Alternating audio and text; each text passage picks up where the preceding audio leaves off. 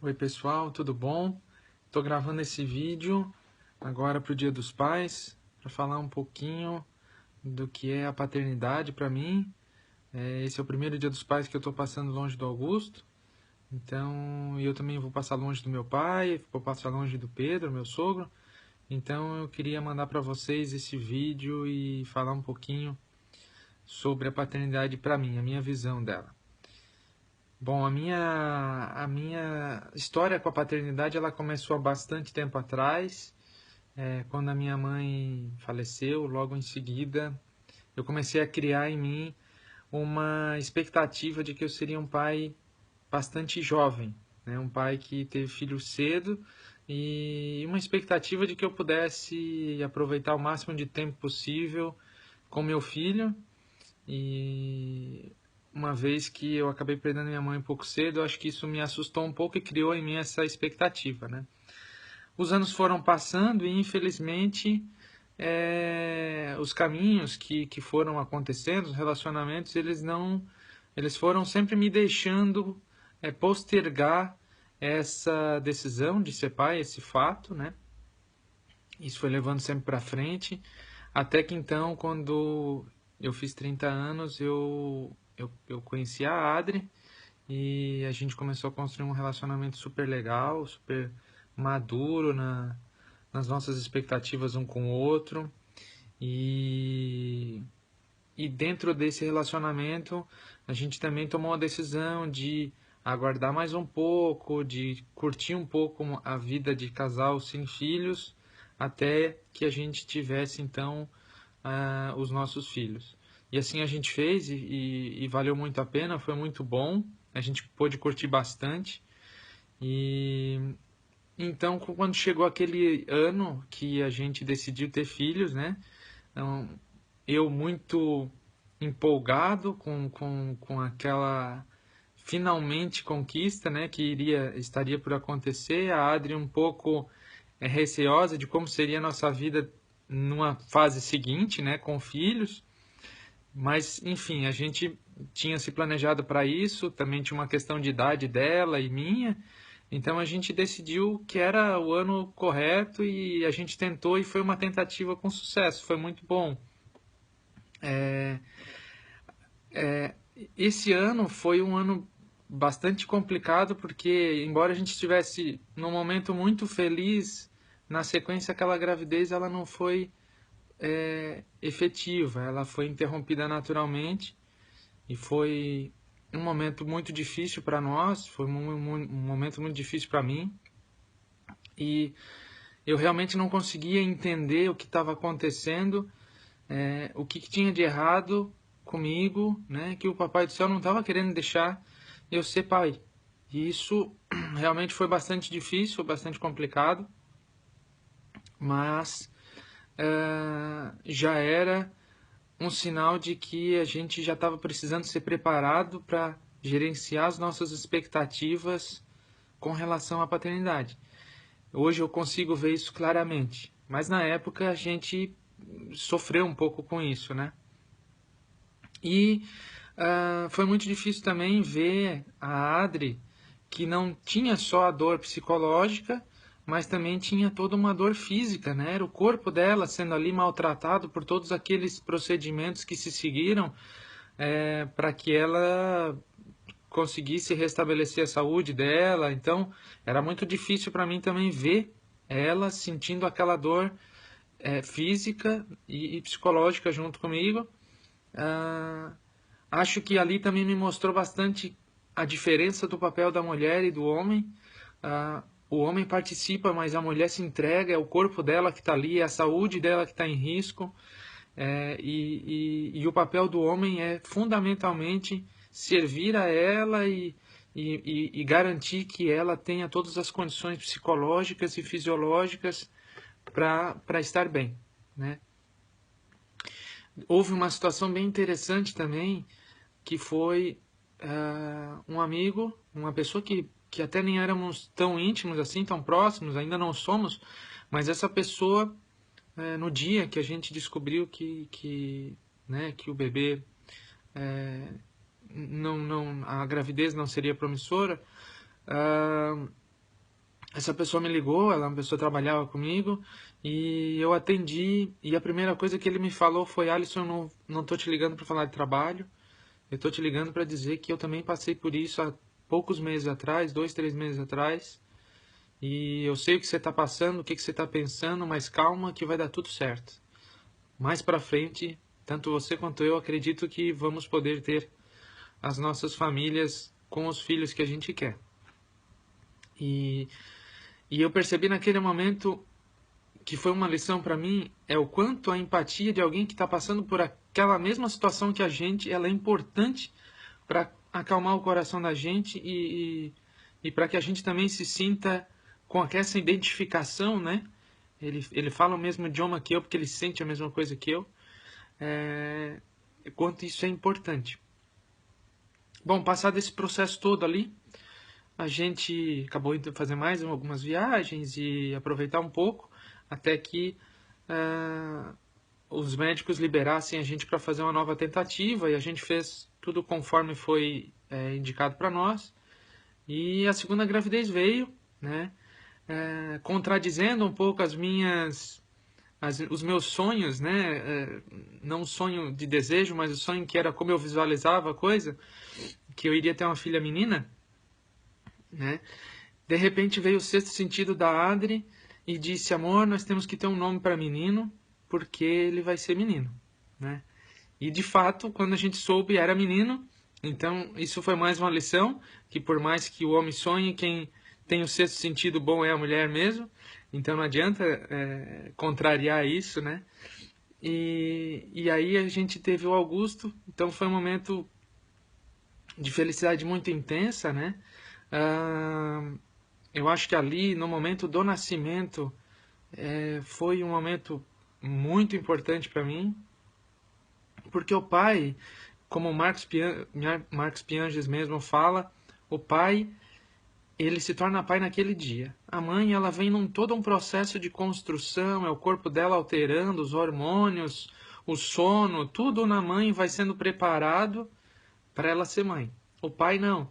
O pai só fica vivendo aquela lua de mel da paternidade, né? Até que de repente, pam, ele está no teu braço e ele depende de você. Então ali me causou duas coisas, né? A primeira coisa é eu não estou mais sozinho, né? Parece uma visão um pouco egoísta, como se eu tivesse sozinho antes, mas ali você pensa que a tua vida agora ela não é só você e algumas pessoas em volta de você. Tem uma vida que depende de você. E isso para mim realmente mudou tudo, né? Meu comportamento, a minha forma de ver as coisas, ela agora sempre passa pelo: eu preciso ser o exemplo, eu preciso me cuidar para que eu esteja bem, para que eu possa passar muito tempo com meu filho. Então, isso tudo mudou na hora, no clique. E uma outra coisa que mudou invariavelmente, eu acho que eu até já comentei isso com algumas pessoas, é que uma criança, ela tem uma demanda alta naqueles primeiros dias, né? E hoje a gente tem muito recurso, né? A gente tem o celular, tem farmácias 24 horas, tem postos de gasolina aberto a hora que a gente quiser, se quiser pegar um ônibus, um carro, levar em um médico, tudo isso é possível de uma maneira muito mais fácil do que foi na época que os nossos pais nos tiveram. Então eu fico pensando que o trabalho que eles passaram foi muito maior do que o nosso. E isso faz a gente voltar na questão da empatia e dizer assim: puxa vida, eu tenho que agradecer muito, muito mais o meu pai, a minha mãe, porque eles foram muito mais guerreiros do que eu estou sendo. Eles tiveram muito mais dedicação do que eu preciso ter, porque eles enfrentaram muito mais barreiras das quais eu hoje já não enfrento, em função da tecnologia, em função das facilidades. Então, o sentimento de gratidão que você passa a ter com seu pai, com a sua mãe, é muito diferente. É indiscutivelmente mais forte. Você passa a admirá-los por mais coisas do que você admirava antes. É intenso. Essas duas coisas aconteceram muito fortemente comigo quando Augusto nasceu. E a gente sempre foi uma família bem feliz, vivemos muitos momentos alegres, né, com o desenvolver do Augusto, mas aproximadamente quando Augusto tinha 1 ano e meio, por algumas desconfianças do sexto sentido de novo da Adriana, a gente começou a fazer uma investigação sobre o desenvolvimento do Augusto, até que então eu me lembro bem de eu estar na frente do médico, um pouco descrente de possivelmente ter um atraso no desenvolvimento, e aí o médico me fez algumas perguntas, né, ali junto com a Adriana. Ele aponta, ele pega vocês pela mão, ele mostra o que ele quer, e eram, né, mais outras perguntas, e eram muitos nãos para eu achar que estava tudo bem. Eram muitos nãos para a gente julgar que o nosso filho era perfeito e que não tinha nada de errado. Ele continua sendo perfeito para mim, mas existia sim algumas demandas que ele tinha especiais e que a gente precisava cuidar. Então foram dias bastante difíceis de novo.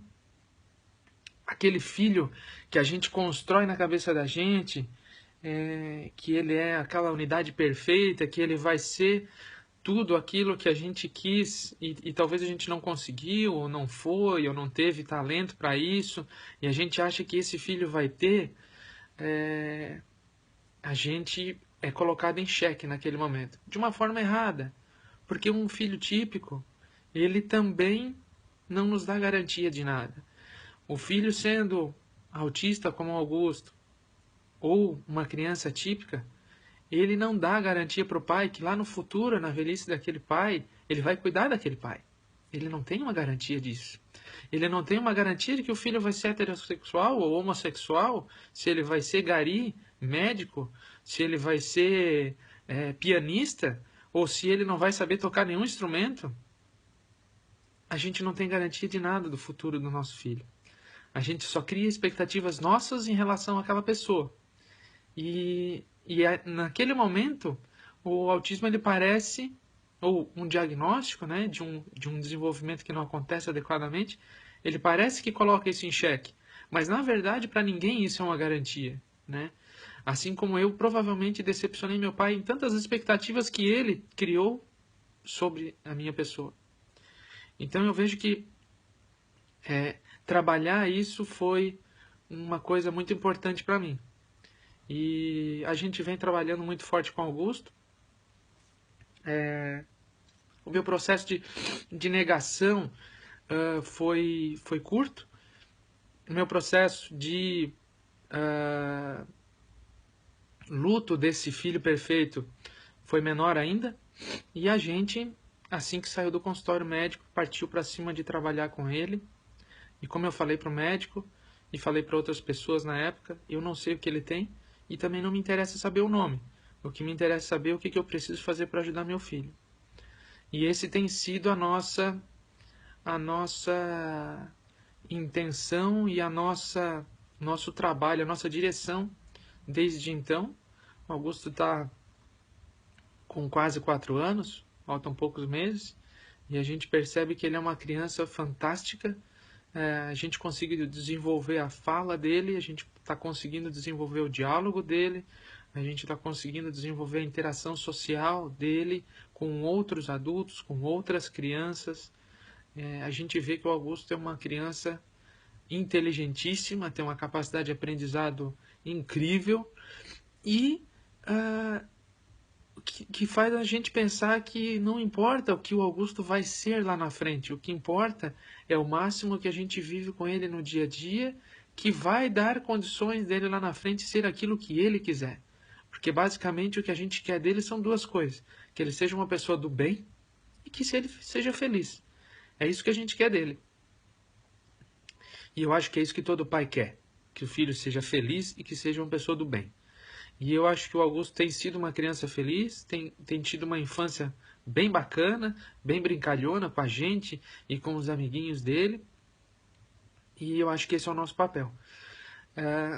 E a gente tem sido demandado agora com uma frequência maior até pela forma com que a gente tem conduzido isso tudo, a gente tem sido demandado por algumas pessoas, amigos, a própria psicóloga que nos ajuda desde então, a conversar com outros pais, a conversar com pais que também receberam esse diagnóstico, que às vezes estão um pouco assustados e que às vezes estão um pouco temerosos do futuro, às vezes um pouco relutante ainda, né? E aí, mais uma vez, a empatia entra de novo e a gente tem levado essas pessoas lá em casa, mostrado o nosso dia a dia com Augusto, mostrado o que a gente usou e o que a gente fez com Augusto que deu certo, o que não deu certo, mas que a gente também tentou, porque cada criança pode dar certo com algumas tentativas diferentes, algumas coisas iguais também podem funcionar, mas principalmente a gente passa para esses pais que o autismo não é uma sentença. O autismo é só se você identificar que você precisa estar mais presente, você precisa se doar mais e que aquela criança ela precisa mais de você do que normalmente. Eu acho que é por isso que ela é classificada como uma criança que tem uma necessidade especial. E essa necessidade ela passa pelo tempo de dedicação que o pai e a mãe eles vão dar para aquela criança, que não conta o tempo do consultório com as terapeutas ocupacionais, fonoaudiólogas, psicólogas, assistente especializada, educacional especializada. Eu não estou falando desses tempos, eu estou falando do tempo em casa. E esses tempos são preciosos para ajudar eles a se desenvolver. E a gente fala isso para esses pais. E a gente parece estar encontrando um público que está absorvendo isso. E isso é muito bacana. É quando você começa a influenciar pessoas para entender que isso não é uma sentença e para fazer a vida delas se tornar melhor. Então, eu acho que o papel da paternidade para mim ele tem sido diferente. Ele tem sido muito mais do que só viver uma relação pai e filho com Augusto, mas também ele tem sido uma transformação toda da nossa família e a gente também poder ter ajudado ou ajudar outras pessoas que passam pela mesma coisa. Eu costumo dizer que é difícil para uma criança de 3 anos, seja ela típica ou não, você explicar para essa criança que eu vou te dar tempo de qualidade. Qualidade é o mínimo. A gente tem que dar quantidade. Você vai explicar para uma criança que você vai passar 15 minutos só com ela por dia, porque eu vou te dar um tempo de qualidade. Qualidade é o mínimo. A gente tem que passar horas brincando. Horas brincadeiras com propósito de aprendizado, horas brincadeiras por ser divertido, por ser engraçado. Então o propósito para mim de ser pai hoje ele é bem abrangente.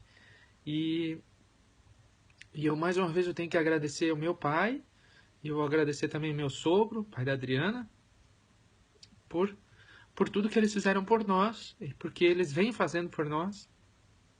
E dizer que eu amo muito vocês, e dizer que eu sou muito feliz também, porque eu vejo a relação tão saudável de vocês com o Augusto. Então é isso. Fiquem bem. Tenham um bom Dia dos Pais. Eu vou estar aqui de longe, com saudades, mas com certeza a gente vai continuar juntos. Tá bom? Amo vocês. Beijo grande.